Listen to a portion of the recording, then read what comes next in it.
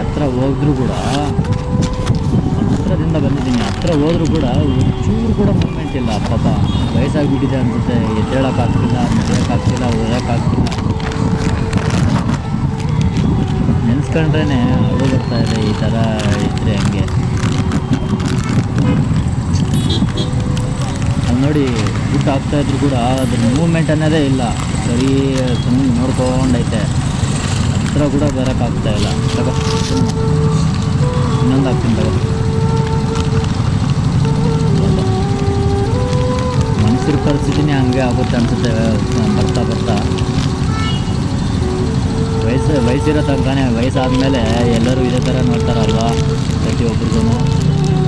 ಅದಕ್ಕೆ ಅಂತಾರೆ ತಂದೆ ತಾಯಿಗಳೆಲ್ಲ, ಇರೋ ತನಕ ಅಷ್ಟೇ ಕಂಡ್ರು ನೀವು, ನಮ್ಗೆ ವಯಸ್ಸಾದ್ಮೇಲೆ ಬಿಡ್ತೀರಾ.